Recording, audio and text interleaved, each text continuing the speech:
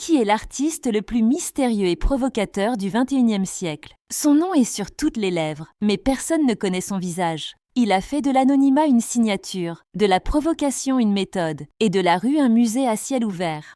Aujourd'hui, on plonge dans l'univers de Banksy, le fantôme rebelle de l'art contemporain.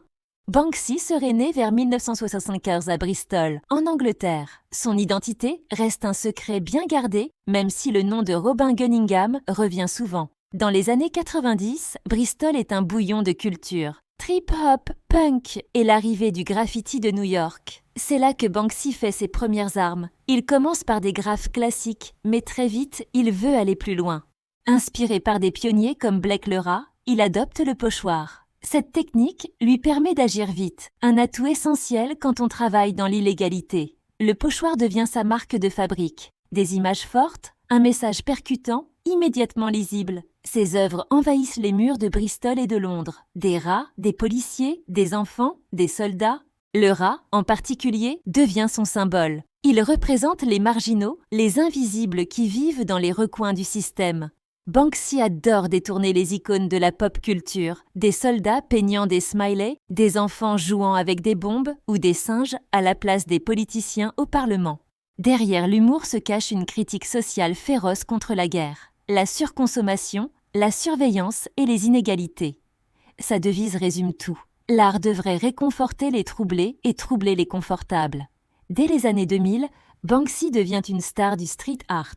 Ses interventions illégales sont photographiées, partagées, et ses œuvres s'arrachent à prix d'or.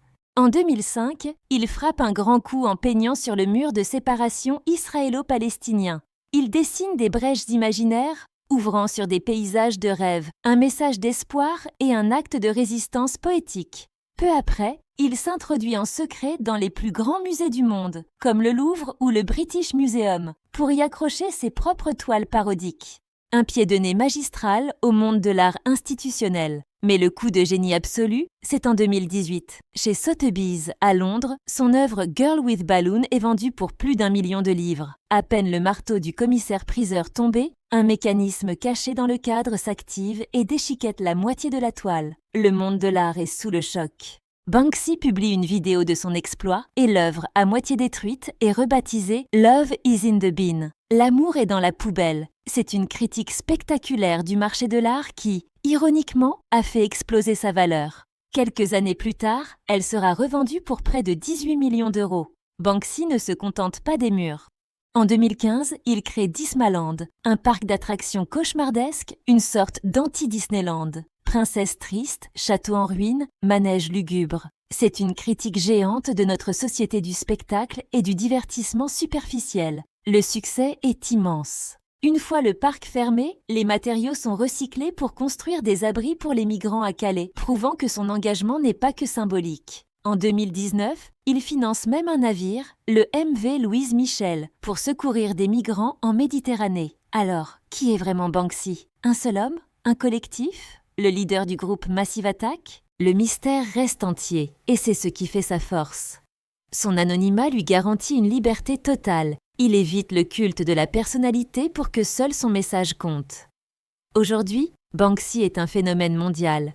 Il a inspiré des milliers d'artistes et a fait entrer le street art dans les musées. Ses œuvres sont parfois effacées, volées ou protégées, mais leur message reste intact. Une invitation à questionner le monde, à défier le pouvoir et à croire que l'art peut encore changer les choses. Banksy est un mythe, un poète, un activiste. En refusant la célébrité, il a rendu son art universel. Son anonymat n'est pas un masque, mais une arme pour que ses idées, elles, soient visibles partout. Merci d'avoir regardé cette vidéo. Si l'art engagé et les histoires qui bousculent vous intéressent, n'hésitez pas à vous abonner et à laisser un commentaire. À très bientôt.